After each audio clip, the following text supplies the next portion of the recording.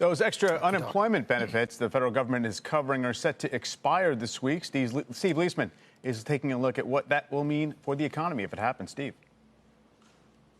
Thanks, Mike. Two opposing forecasts coming from the ending this week of the special $600 weekly benefit known as the Federal Pandemic Unemployment Compensation. Goldman Sachs warns of lower GDP if it's not extended. The Heritage Foundation says we could have higher unemployment if it is. They wrote in a piece, as many small businesses are struggling to survive, the fact that some are having to compete with excessive unemployment benefits to get their workers to come back is making it even harder for them to stay afloat and recover.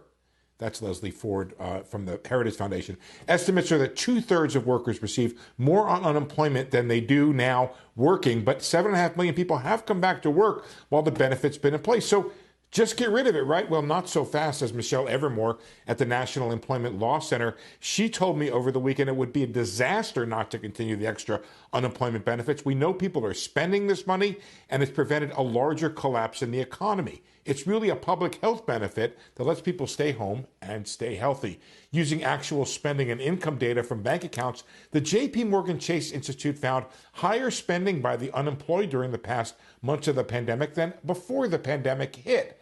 Of the benefit, J.P. Morgan writes, our estimates suggest that expiration will result in large spending cuts with potentially negative effects on both households and macroeconomic activity. Negotiations beginning this week on the next bill, and Republicans seem against extending it in favor of a payroll tax cut. The House, it's already passed a bill continuing the $600 payment to January. Leslie?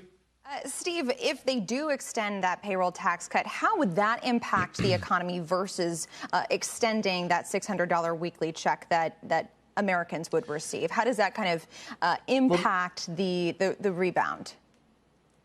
So the payroll tax cut is controversial. It does put more money in the pockets of people who are working, and those who are in favor of it say, you know what? People work at homes where somebody works and somebody doesn't work, so that would help out a household. The knock against it is pretty much just what I said, that people who aren't working won't get it. It has been remarkable how well timed that benefit was, the $600 benefit, how it got into people's pockets and people spent, and we have kept spending, and the retail numbers have been pretty good. And then there's some fear that if it goes away, well, we're going to be back and start to have the kind of regular lousy numbers we have during a recession when it comes to consumer spending.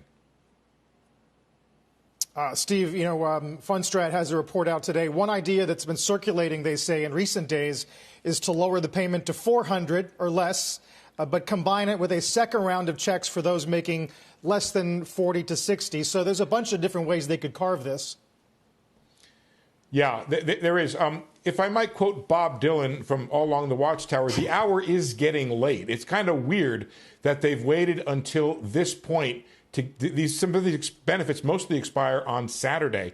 So there's that idea. And there's another idea, which is in the Schumer-Wyden bill, which I think deserves quite a bit of scrutiny, which is this idea that you could tailor the amount of the benefit to the unemployment rate in the state. And it would come down by $100 with each point that it comes down. So therefore, if there were jobs and people could find them, the benefit would come down and people would be incentivized to go take those jobs.